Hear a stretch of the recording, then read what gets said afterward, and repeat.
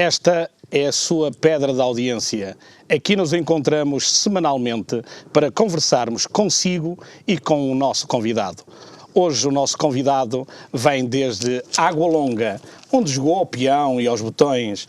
Depois teve uma enorme carreira, uma carreira que hoje vamos tentar dissecar, mas devo-lhe sempre dizer, para início de conversa, que foi durante 18 anos Presidente da Câmara Municipal de Santo Tirso, foi 3 anos Governador Civil e também andou pelas bancadas do Parlamento Nacional durante o mandato de 2005, já que em 1995 foi eleito, mas o seu amor a Santo Tirso prendeu-o e levou a renunciar ao mandato. Joaquim Couto, seja bem-vindo a esta pedra de audiência. Diga-me, para início de conversa, se afinal ainda recorda os seus tempos de infância e uma história agradável que nos queira contar. Bem, antes de mais, boa noite aos ouvintes da RTV.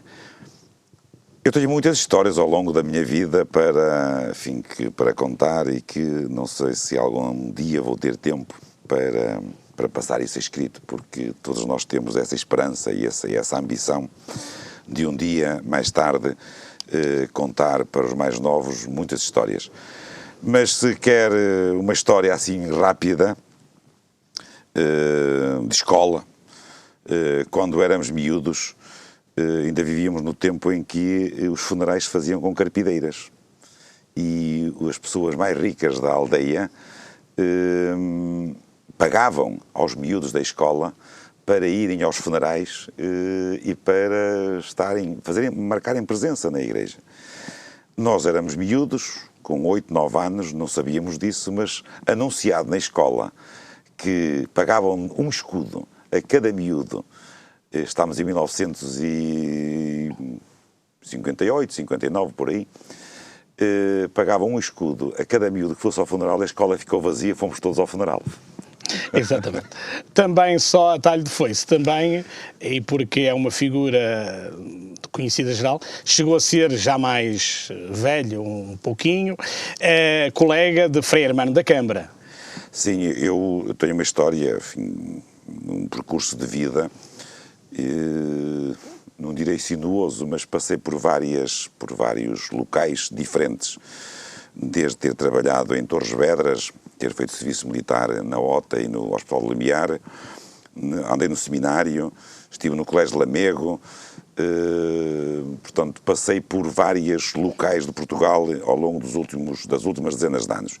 E em 1962 decidi, e digo decidi porque foi uma decisão própria minha, porque o pároco da aldeia achava que eu não daria padre, mas eu decidi ir para o seminário. E nesse ano que fui para o seminário, foi no ano também em que o Frei Hermano da Câmara abandonou a vida de fadista e a vida mundana lisboeta e se recolheu ao mosteiro de Cisverga para ser monge. E, portanto, tive durante alguns anos um contacto muito estreito, durante 6 ou 7 anos, um contacto muito estreito com o Frei Hermano da Câmara, mais miúdo, obviamente, bastante mais novo do que ele, mas que nós admirávamos muito na altura, primeiro pela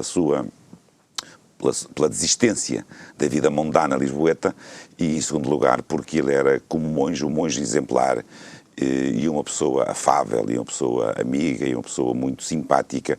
Nós todos, os alunos do seminário, gostávamos muito dele. Muito bem.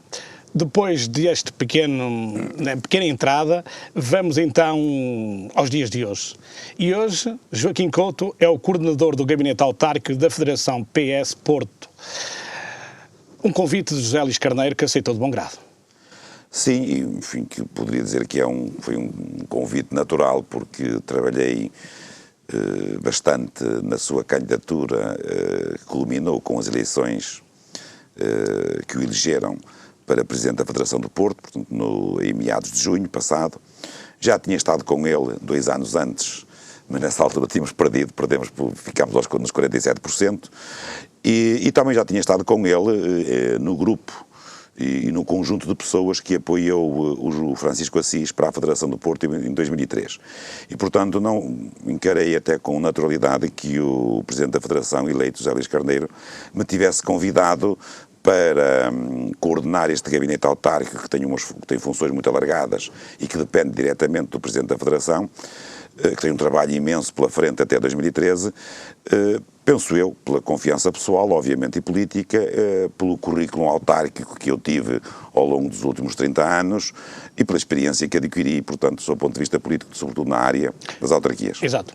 E o trabalho que tem por aí vai ser muito árduo.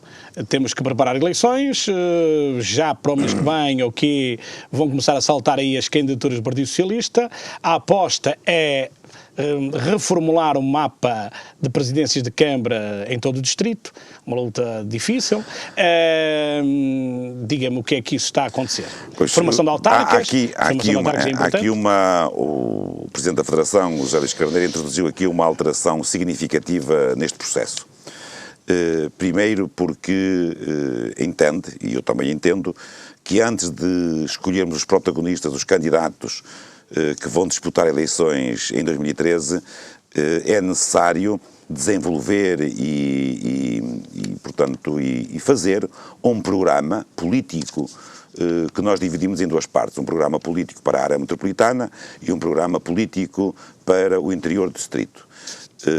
Fizemos no dia 22 a Convenção Metropolitana, de onde sairão os princípios gerais políticos e programáticos que os candidatos devem respeitar e se devem comprometer. Portanto, há de haver aí um momento mais à frente em que os candidatos às câmaras municipais pelo Partido Socialista da área metropolitana deverão publicamente ou num ato simples na Federação tomar o compromisso de respeitar esses princípios básicos gerais portanto, que foram discutidos na Convenção Metropolitana. E vamos fazer o mesmo para o interior do distrito, ou seja, há aqui uma alteração muito significativa. Primeiro os projetos políticos, primeiro as ideias e depois os candidatos e depois as pessoas. Mas, desculpe interrompê-lo, mas não pensa que, pelo menos em grande parte dos casos, isso não passará de figura de retórica? Isto porque nós sabemos que estão no terreno já eventuais candidatos do Partido Socialista, que dificilmente voltarão atrás, sob pena de sofrerem um revés pessoal muito grande. Há um caso ou outro no Distrito do Porto em que isso aconteceu, mas isso é uma questão dos próprios protagonistas, ou dos próprios candidatos, ou dos pseudo-candidatos, ou candidatos a candidatos. O Partido Socialista tem estatutos, e esses estatutos são para se cumprir, e, portanto, os candidatos devem aparecer cumprindo os estatutos. Esses estatutos foram aprovados em março de passado. A regulamentação decorrente desses novos estatutos vai ser provavelmente aprovada no dia 30 de setembro, no próximo domingo, portanto, e é também por isso que algumas dessas hipotéticas candidaturas pararam um pouco no terreno para, portanto, voltarem, e legitimamente, depois do dia 30 de setembro. O partido tem regras, tem de ter alguma disciplina interna, em termos organizacionais, em termos estatutários, e, portanto, aquilo que eu posso dizer neste momento é que há, de facto, uma outra candidatura do Distrito do Porto que, a confirmar-se essa candidatura, andaram mais depressa do que aquilo que seria desejável, porventura, em termos estatutários. Crítica? Não é uma crítica, é uma constatação. Algumas delas, provavelmente, inexoravelmente, ou alguns deles, serão mesmo candidatos, tendo avançado antes da pole position. Pois, é verdade também que um ou outro caso também incentivado pelo próprio José Luís Carneiro. Eu assisti à tomada de posse de Eduardo Vítor Rodrigues em Vila Nova de Gaia e o discurso de José Luís Carneiro já apontava claramente para a candidatura de Eduardo Vítor Rodrigues, que recolheria o apoio do Partido Socialista. Sim, mas, por exemplo, está a citar um exemplo em que, não obstante esse incentivo e essa palavra de estímulo, a verdade é que a Conselhia de Gaia e o próprio Presidente da Conselhia de Gaia estão a respeitar escrupulosamente os estatutos do partido. Mas é apenas um compasso de espera pro forma, porque a decisão está tomada. Ele próprio, na sua candidatura a Presidente da Conselhia, anunciou logo que se estaria disponível para... Mas essa aí é uma questão de vida interna do partido. Publicamente e para a população em geral, ainda não há candidato à Câmara Municipal de Gaia, pelo Partido Socialista. Pronto. E o mesmo acontece em Matosinhos. Em Matosinhos, no Porto, Gondomar, aqui à volta, portanto, há um conjunto de situações que, nos casos são mais complexos ou não, conforme há maior ou menor oposição, portanto, e há uma maior poder relativo de cada uma das partes que compõem um partido. O Partido Socialista sempre funcionou com grande abertura, sempre com divergências internas, e essa é uma mais-valia do Partido Socialista. A partir do momento em que haja uma decisão maioritária, todos, obviamente, terão de respeitar essa vontade maioritária, mas esse momento ainda não chegou. Mas Matosinhos vai ser um caso complicado para o Partido Socialista. Isto porque o Presidente da Conselhia já assumiu: eu sou o candidato, independentemente do que vier aí a seguir. Eu sou o candidato. Se não o for, algo vai ter que acontecer muito especial e muitas explicações vão ter que surgir. As coisas não podem ser postas deste modo. Quem normalmente escolhe os candidatos são as conselhias, mas quem coordena o processo são as federações, e as federações e a Secretariado Nacional e a Direção Nacional têm também estatutariamente a possibilidade de avocar os processos. Ou seja, não basta que a pessoa A ou a pessoa B diga que vai ser candidata. É necessário seguir a tramitação estatutária, e mesmo seguindo a tramitação estatutária está implícito que o poder da Direção Nacional e o poder da Federação também é um poder estatutário. E, portanto, no caso concreto, não obstante eu ter grande simpatia, quer pelo Presidente da Conselhia e até pronto, uma simpatia semelhante com o Presidente da Câmara, porque é Presidente da Câmara há vários anos e é um excelente quadro do Partido Socialista, a verdade é que ainda falta partir alguma pedra, ainda falta um diálogo estabelecido entre a Federação e a Conselhia de Matosinhos para se chegar definitivamente a um candidato. Mas não é possível, digo eu ingenuamente, como cidadão, partir muita pedra quando o Presidente da Conselhia de Matosinhos assume que o Conselho de Matosinhos está parado há 7 anos por culpa do Partido Socialista. Às vezes, sabe que em muitas destas situações, por um lado, às vezes há algum exagero de linguagem e há, pronto, alguns juízos de valor que podem funcionar ao contrário. E no caso particular da área metropolitana do Porto, em geral, e no caso em concreto do município de Matosinhos, penso que não será tanto assim. Ou seja, eu vivo em Lessa, portanto, no concelho de Matosinhos, já há vários anos, curiosamente há mais de 7 anos, e penso que essas questões têm de ser dirimidas internamente no partido antes de serem dirimidas na praça pública, e portanto acho que houve aí algum exagero de linguagem. Um erro estratégico. Não direi tanto, às vezes num acontecimento público, enfim, não direi num comício, mas num local de reunião ou de entusiasmo, e portanto isso é natural que tenha saído uma frase ou uma afirmação dessa natureza, mas penso que o próprio Presidente da Conselhia de Matosinhos, o António Parada, tem consciência.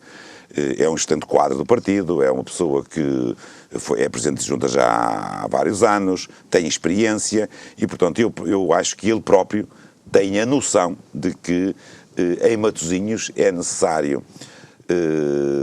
o diálogo e é necessário seguir com passos seguros para que a Câmara Municipal de Matosinhos se mantenha vitoriosa pelo Partido Socialista. Vamos já sair de Matosinhos, até porque o programa não é todo sobre Matosinhos, como é evidente, mas eu estou em Matosinhos por causa de uma situação complexa, porque não é normal. É que é um município gerido pelo Partido Socialista e em que alguém que quer continuar o mandato, Guilherme Pinto já o disse publicamente, que gostaria de se recandidatar e será candidato se o deixarem. Também disse que não trairá ninguém, portanto quer dizer que respeitará na íntegra a posição do partido, mas que obviamente entende como justa a sua recandidatura. Num caso como este é quase inédito no país, ou seja, um presidente de Câmara de um partido que quer continuar e o partido tira-lhe o tapete e diz que ele é incompetente. Isto não estará a ajudar a oposição? Primeiro não é inédito. Olha, se recuar um pouco, por exemplo, as candidaturas do Partido Socialista à Câmara do Porto, se bem se lembra, na última candidatura, a candidata do Partido Socialista não era a candidata da Conselhia de Matosinhos, da Conselhia do Porto. E se for mais atrás ainda... Mas o Partido Socialista não era poder. Estamos a falar no poder, ou seja, destituir o Presidente, chamar-lhe incompetente, assumir os erros... É que nós não podemos associar uma coisa da outra, ou seja, nós temos uma situação concreta, temos vários Presidentes de Câmara no país que ainda não atingiram os limites... No Grande Porto, no Grande Porto. Não atingiram o limite de mandatos e, portanto, legitimamente aspiram a recandidatar-se. Exatamente. Mas, em cima disso, temos os estatutos do partido. E os estatutos do partido são muito claros sobre essa matéria, porque, ao instituir as eleições diretas e primárias para a escolha dos candidatos, colocam aqui digamos assim, uma situação diferente daquela que se vivia no passado, ou seja, é a primeira vez também que o Partido Socialista tem eleições diretas para escolher os candidatos, seja ao Parlamento, seja às câmaras municipais. Tem ou poderá ter? Poderá ter, porque não é obrigatório haver primárias, portanto, agora, essa é uma possibilidade estatutária, portanto, temos de esperar pelo desenrolar desse tal diálogo que eu referi, e por ouvir todas as partes, e por ter, digamos assim, por coordenar esse processo, para saber se vai haver ou não vai haver primárias em Matosinhos. Em Matosinhos será um pouco difícil. Isto porquê? Porque, segundo percebi pelas declarações do Presidente da Conselhia, terá que haver um terço da Comissão Política a propor uma candidatura. Se Guilherme Pinto, por acaso, não tiver esse terço, está condenado ao livre-arbítrio, e não haverá aqui um menosprezado interesse do município em favor do interesse partidário, porque, você sabe, um militante de há muitos anos dos partidos, sabe que nem sempre quem ganha partidariamente terá, se calhar, os atributos necessários para ser o Presidente. Por isso é que eu disse que temos de dar passos seguros, temos de estabelecer esse diálogo, essa concertação. É um trabalho do Gabinete Autárquico digamos assim, em estreita colaboração com o Presidente da Federação, e não fizemos ainda isso, ainda não iniciamos esse processo, porque estamos à espera do dia 30 de setembro para iniciar esse processo. Portanto, ou seja, nós temos de ponderar, porque não podemos, como se diz vulgarmente, atirar fora a água do banho. Ou seja, nós não podemos seguir um processo disciplinar, um processo rigoroso, estatutário, e a seguir perder as eleições. Ou estão à espera que António José Seguro salve a situação, assumindo que os principais municípios, e podemos entender que Matosinhos poderá ser um município importante, estarão sujeitos à decisão nacional. Eu sou de opinião, mas é apenas uma opinião, não estou a vincular aqui o Gabinete Autárquico, eu sou de opinião de que o Secretário-Geral deve tomar uma posição mais efetiva, mais proativa na escolha dos candidatos às câmaras municipais do país. Por exemplo, como fez Sócrates, os candidatos, os presidentes eleitos, se o quiserem, renovam a candidatura.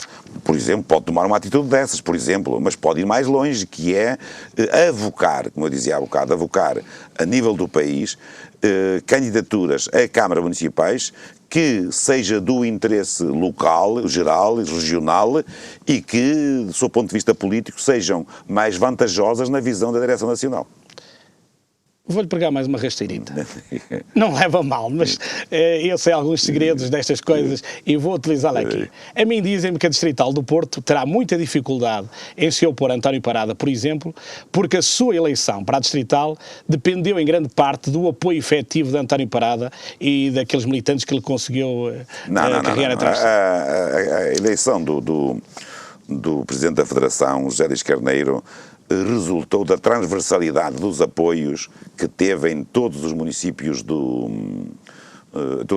distrito. Há até alguns municípios onde era previsível uma votação, por exemplo, de 100 e poucos votos, e esses municípios votaram maciçamente 3 vezes mais, e às vezes, e noutras situações até mais, portanto, onde era previsível 110, 120 votos, o José Luís Carneiro teve em alguns desses municípios 350 à volta disso. Portanto, ou seja, há aqui uma transversalidade. De facto, nós temos hoje um Presidente da Federação com uma grande capacidade intelectual, uma grande visão política, até uma grande ambição por parte dele, e eu penso que finalmente encontramos um Presidente da Federação que será um líder regional e que será um portador, um transportador para a Direção Nacional de um conjunto vasto de propostas políticas que serão posteriormente inseridas no Programa Nacional ou na alternativa de governo que o PS apresentará mais cedo ou mais tarde, não é? Como cito aqui, nós vamos ser governo, como dizia o Durão Barroso, não sei mas quando, claro, mas vamos ser. E se calhar mais cedo do que tarde face à situação política nacional. Mas a eleição do José Luís Carneiro foi, sobretudo, uma eleição da qualidade e um dizer basta a alguma mediocridade que existia na Federação do Porto. Consta nos bastidores, exatamente na sequência das afirmações que acaba de preferir, que José Luís Carneiro é um potencial líder regional, sabendo que o PSD vai apostar num potencial líder regional para a Câmara do Porto, Luís Filipe Menezes. Ainda não é certo que isso aconteça, mas pelo menos é vontade do próprio, e a ambição será ser o líder regional desta zona.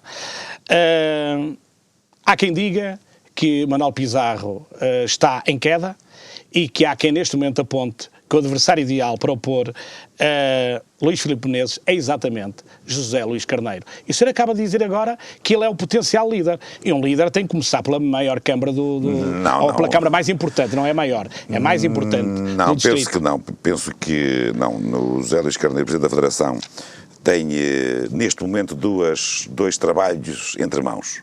Um é a sua recandidatura à Câmara de Baião e o segundo é dinamizar e dar uma nova vida e uma nova esperança ao Distrito do Porto através de uma liderança forte e uma liderança diferente à semelhança daquilo que vem fazendo o Secretário-Geral António José Seguro a nível nacional.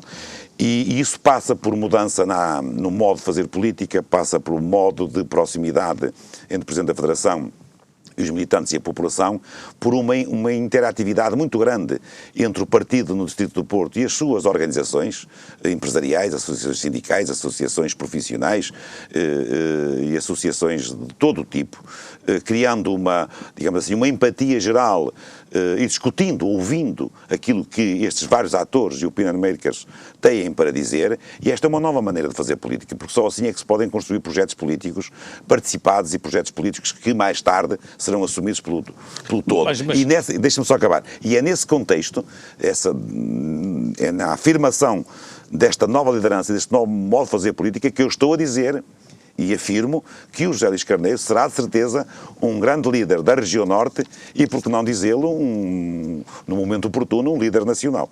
Mas isto quer dizer, e não quer dizer, eu não vou interpretar as suas palavras, nem me compete a mim interpretá-las, mas não precisa se candidatar à Câmara do Porto para se afirmar como líder regional. Sim, mas um presidente da Câmara de Baião, não pondo em causa o excelente mandato que está a fazer em Baião, será sempre de segunda divisão.